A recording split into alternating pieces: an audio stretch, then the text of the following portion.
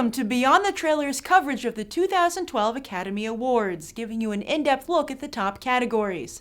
And be sure to cast your vote for who you think should win in our poll at tinyurl.com/BTT Oscar Vote 2012. And there's even a write-in section, as this year the Oscars are snub central. Now let's take a look at the first half of the 9 nominees for Best Picture. The Artist. Who would have ever guessed that a black and white silent film made by the French would be the frontrunner for Best Picture? Harvey Weinstein, that's who.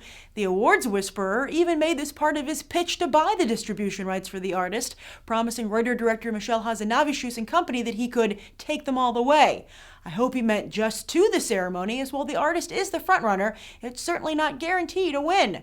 And while it went into the Oscars knowing that The Descendants would be serious competition, it has now suddenly spotted Hugo closing in with 11 nominations, the most of any movie. The Artist did come in second, though, with 10.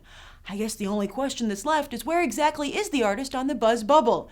Because if the backlash is hitting right when the Academy places their final votes, well, Harvey will be stuck explaining to Hazanavicius that there are no guarantees, especially when it comes to the Oscars.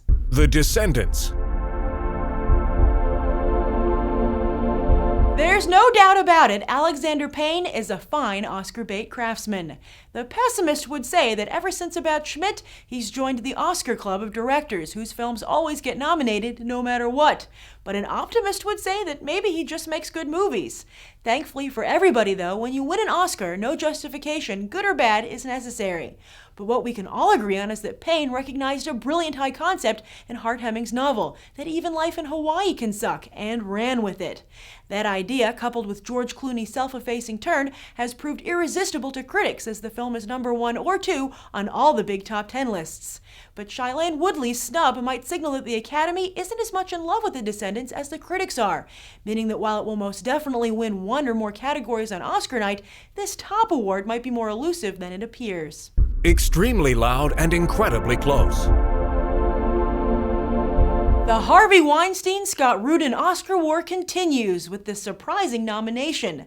The two went head-to-head last year with The King's Speech and The Social Network, but this year it had seemed that Harvey with The Artist had left Scott in the dust.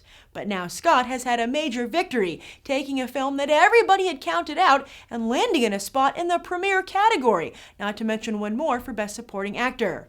Will it actually win either of them? Probably not, as after that amazing feat, I doubt Scott has any juice left. But what a display of behind-the-scenes Hollywood deal-making, to take a spot from favorites like My Week with Marilyn, Bridesmaids, J. Edgar, and even his own Girl with the Dragon Tattoo. Like all magic tricks, though, I'm sure we'll never learn how it was done. Hugo. And to think the Hollywood Foreign Press Association was accused of having a soft spot for Scorsese. Looks like they've got nothing on the Academy, who shocked everyone by making Hugo this year's Oscar headline with the most nominations. Then again, it's easy to see how a film that touchingly underscores the importance of film history and restoration would appeal to the Academy's older voting bloc. But on a more modern note, Hugo is only the second live-action 3D film after Avatar to be nominated for Best Picture. The other 2 are Pixar's Up and Toy Story 3. Therefore, even if Hugo doesn't win, just this nomination could inspire more named directors to see what they can do with 3D, as Scorsese really did do a great job utilizing this technology. And hey, not bad for Johnny Depp either, as this is one of the very first movies he's ever produced. So next time you see him, just remember that underneath all that makeup, there's an Oscar-nominated and perhaps Oscar-winning producer. The Help. So since this movie made the most money at the box office of all the nominees and is pretty much guaranteed to take home Best Supporting Actress and maybe even Best Actress, will the Academy feel this nomination is enough? That's the problem with having so many nominations in one category. Many are just for show with no real chance of winning. By the way, so much for the Academy's fancy new rules that could result in anywhere from 5 to 10 Best Picture nominees. All they got was an awkward situation with 1 less nomination that just makes the whole thing look weird on screen. And those are the first little over half. Click here to learn all about the second half, and be sure to comment down below on who you think deserves the Oscar.